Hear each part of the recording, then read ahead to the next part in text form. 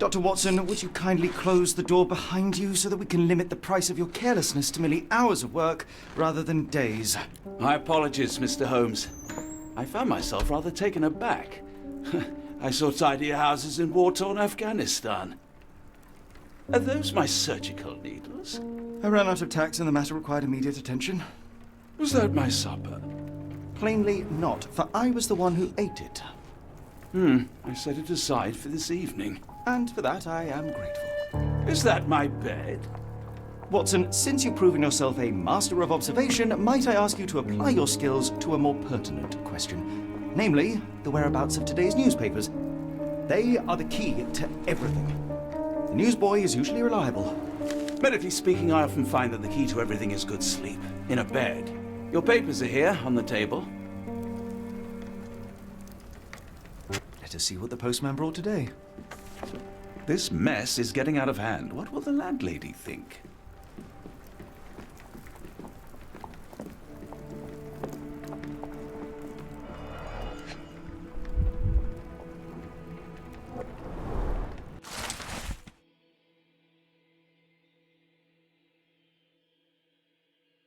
Local gossip, all of it uninteresting.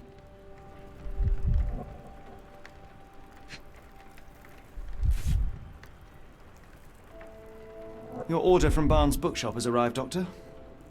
Barnes insists on delivering the books to our door, even though we could easily walk to his shop. That's good service. Another letter from Werner. I never reply, but they keep coming.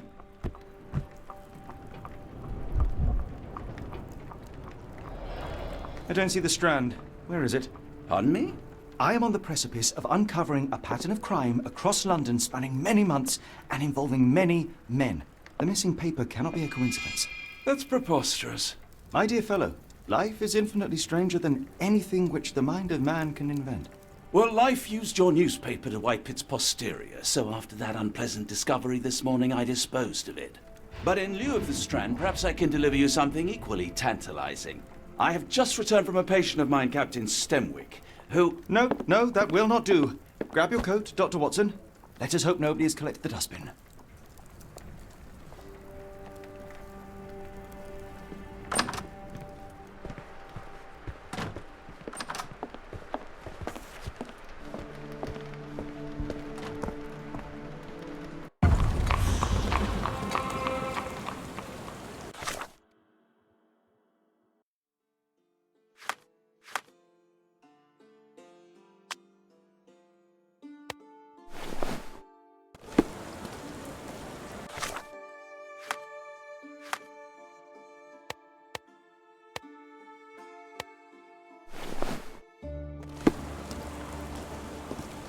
The dustbin is yours for the digging, Mr. Holmes.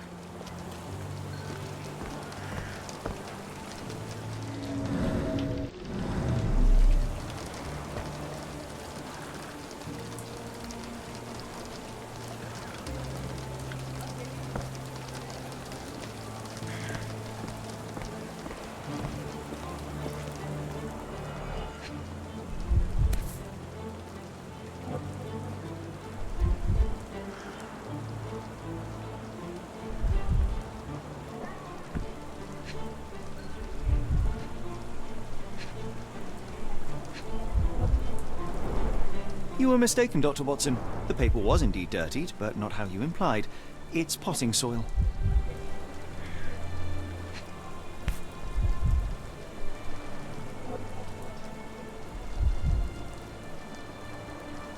A cactus spine. If it gets in your skin, it's awfully tricky to remove, and when laced with poison, the perfect assassination tool. See, Watson?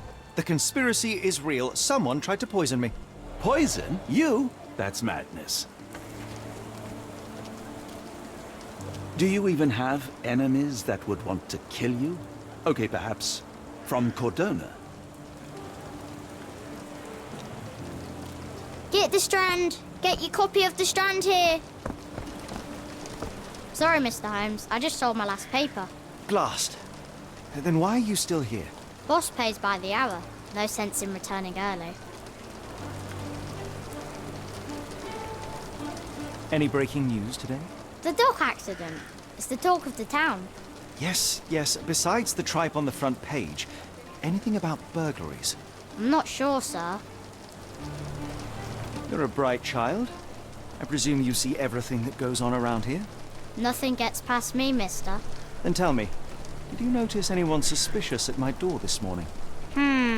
Like the man with your newspaper? Precisely. What do you know? I know the value of a shilling. Dr. Watson? Sure, now I can take the day off. Did you see what he was up to? Nah, not really. I saw him approaching your house, but I had a customer. Then there's a loud bang. I ducked down. Not because I was scared, because I wasn't. I had to protect the merchandise, and all I could see was him kneeling at your door. Can you describe the man you saw? He was carrying a lot of books. Up to his chin they were. Never heard of a well-read assassin. Looks can deceive, hence the appeal of disguises. Which way did he go? Not sure. I was distracted by customers. Sorry. All right. You earned your shilling. That'll be all. Thanks, Mr. Holmes. Maybe I could be your eyes and ears, if you have more shillings.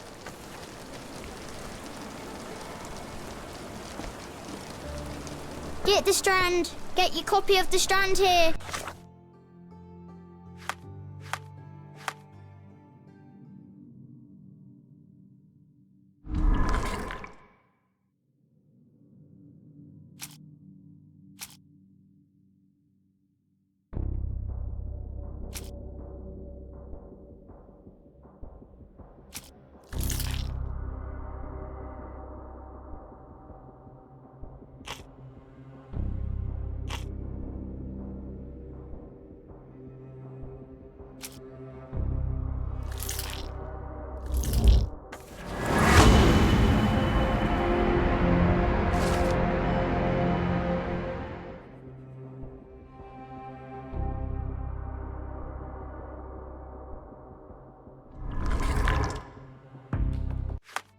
Come now, Mr. Holmes. Murder? Yes, Barnes has his quirks, but he also has his scruples.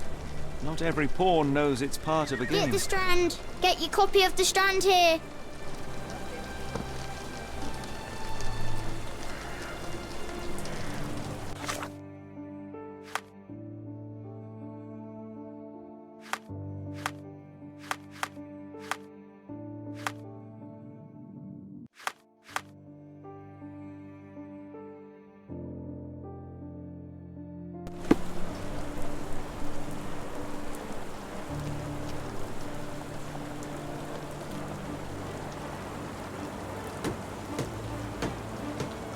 Get the Strand! Get your copy of the Strand here!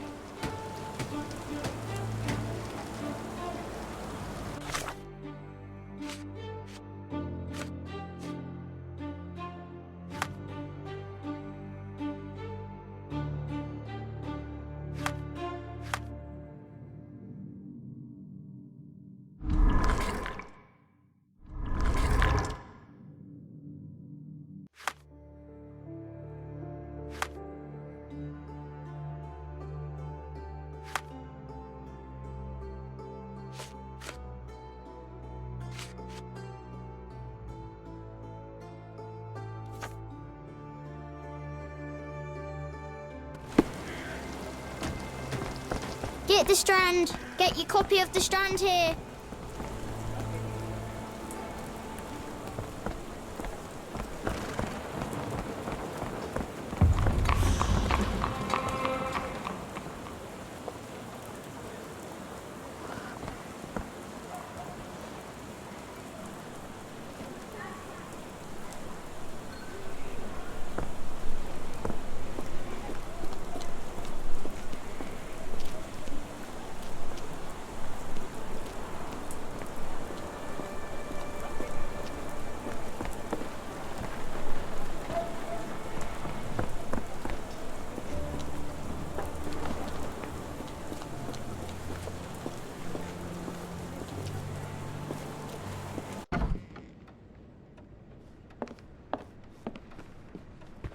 How about that Vogel fellow? He seems rather obsessed with you. Would he do something like this?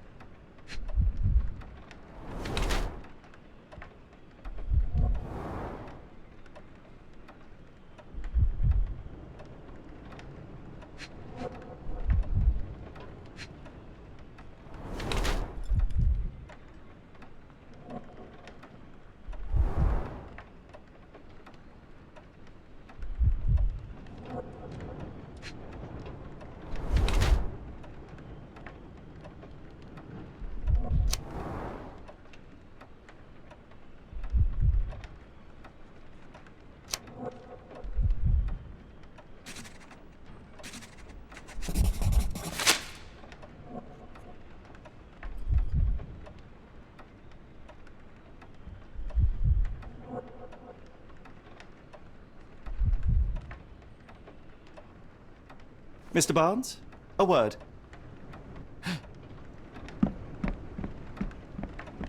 Oh, for goodness sake.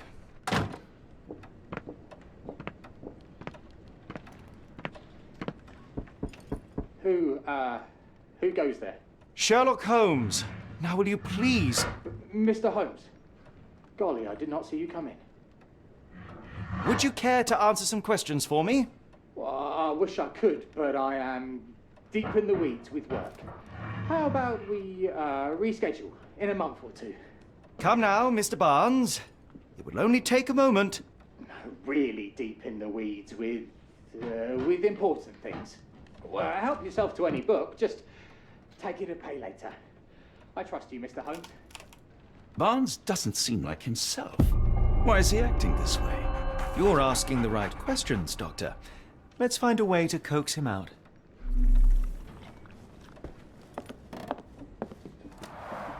The ladder is broken, recently, judging by the freshness of the wood.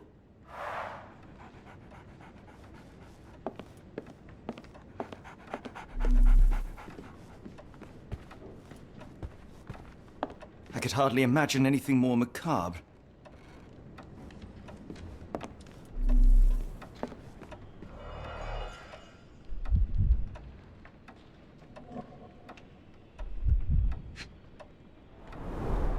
Basics of cryptoanalysis, cryptography in Egypt. It appears Barnes has an interesting hobby.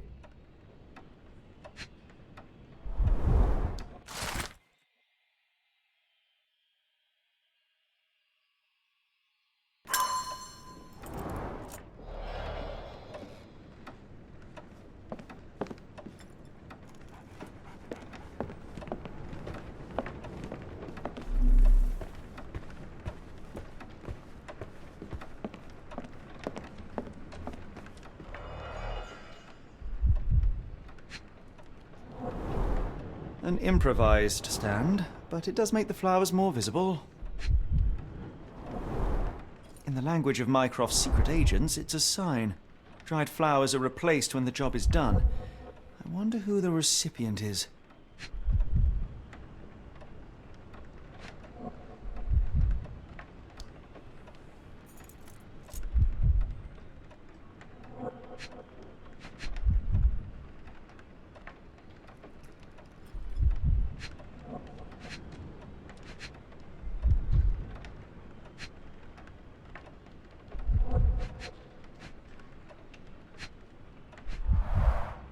Finest view London has to offer.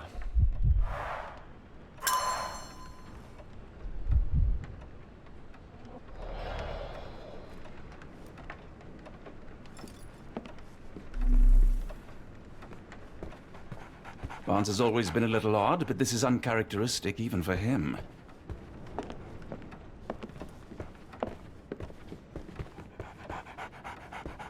So, Barnes has a dog now. Who's a good boy?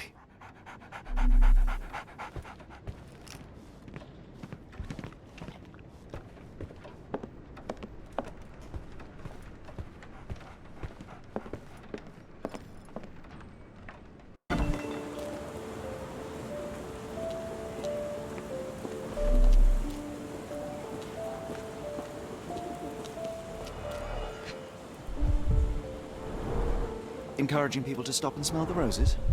Our national emblem. God save the Queen.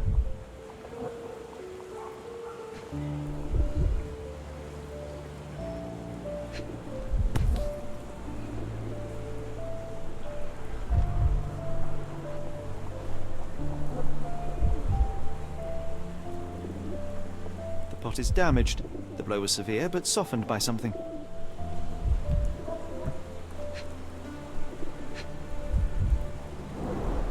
It must take patience and care to produce a bloom so beautiful. I imagine so. I merely sell them.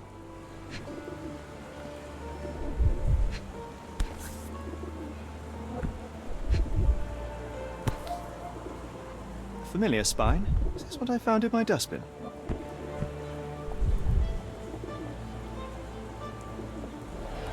Anything tickle your fancy, Mr. Holmes?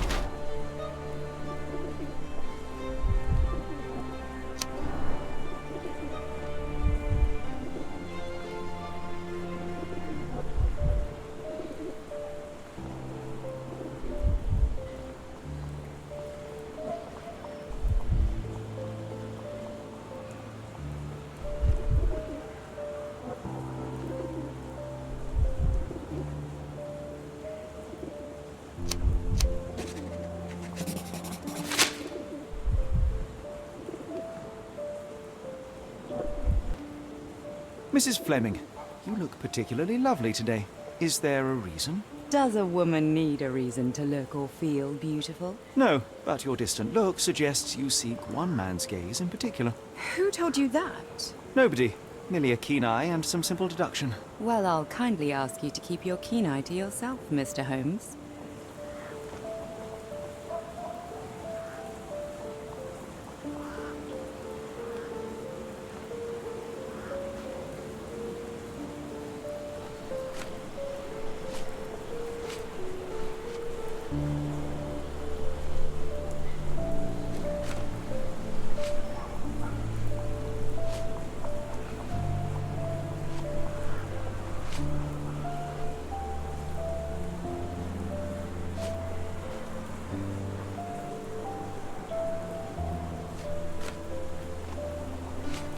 What do you make of the flowers in Barnes' shop window?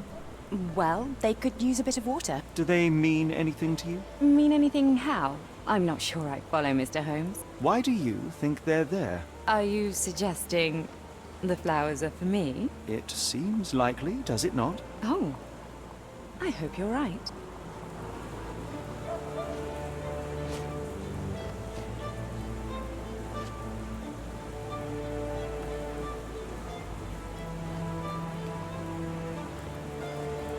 One of these things is not like the other. Come again? The cactus. Those fearsome spines can prove a devil to remove, and the sap is often toxic. And a rose thorn can give you tetanus, but we still grow them. The cactus seems comparatively harmless, though you have me thinking it must be valuable. I was under the impression that you knew its price already. Your guess is as good as mine. The first time I saw this cactus was when I came back from my break.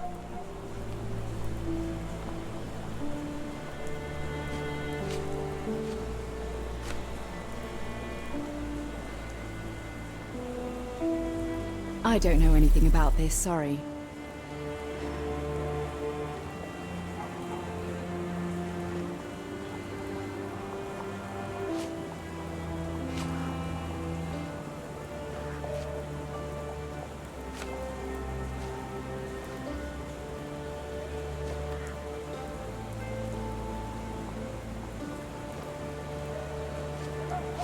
Are you sure you're asking the right person? I'm just a flower seller.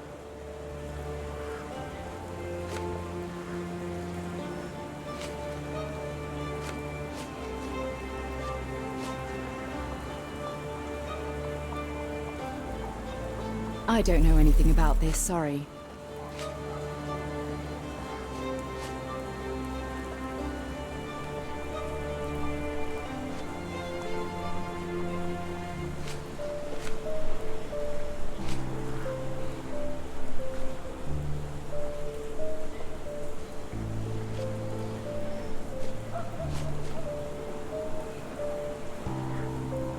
Are you familiar with Mr. Barnes? Yes. No, not really. Well, in a way. What on earth does that mean?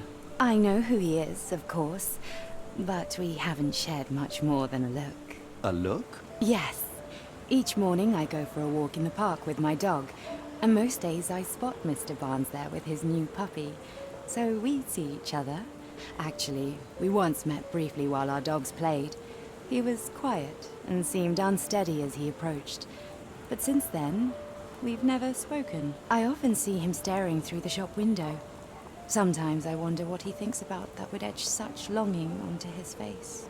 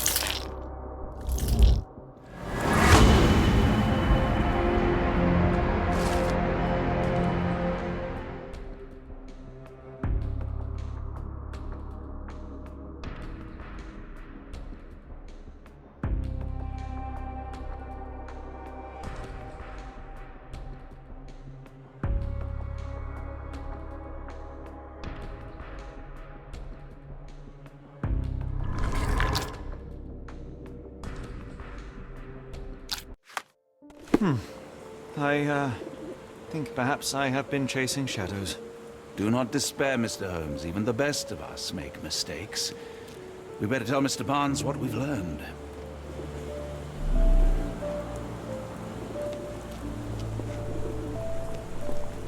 Hello there. What's your name? Lily. I know, not very original. The weather is dreary, isn't it? To be fair, my flowers could use the rainfall.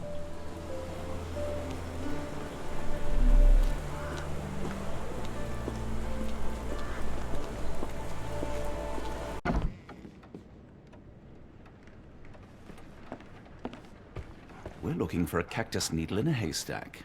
A spine in a book stack? No, come on, Watson, think.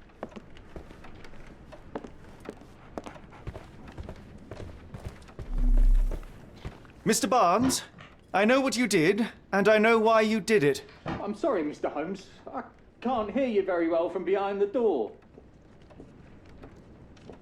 You ordered a cactus from the plant catalogue and then left it for Mrs. Fleming as a gift. You place flowers in the window to get her attention and wear high heels to appear taller and more desirable. You are her secret admirer. I couldn't read this morning's edition of The Strand because it was covered in soil and spines. I know you dropped a cactus on it and then fled. Barnes, it's Dr. Watson. Rest assured we are not interested in disclosing your personal affairs to anyone, including Mrs. Fleming. Please come out. All right, then.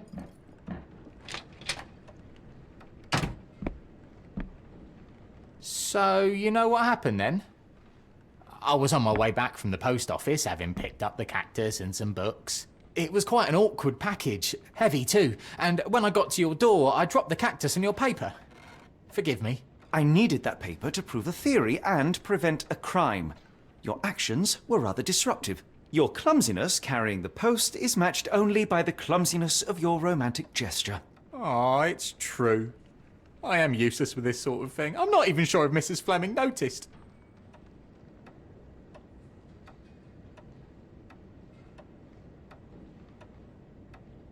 As in most things in life, truth is the answer. Cease with the abstruse signals and anonymous gifts, and simply talk to the woman. What is the worst that can happen? She rejects you, and you are freed from this endless purgatory. That... Yes, you are correct, of course. I do have a slight tendency to overthink things. Thank you. So, at last, we return to the matter of the paper. I'm investigating a string of burglaries. Did you perhaps read of any before the edition was spoiled? I don't recall, but you're welcome to read our copy for yourself. You had an issue of The Strand here all along? Well, naturally. I am a bookseller. I have a subscription to every magazine and newspaper in London. So you ought to be familiar with the concept of burying the lead. Oh no, my apologies, Mr. Holmes. I'll make it up to you however I can. I am an expert on obscure languages and translation and Yes, okay. Just give me the paper.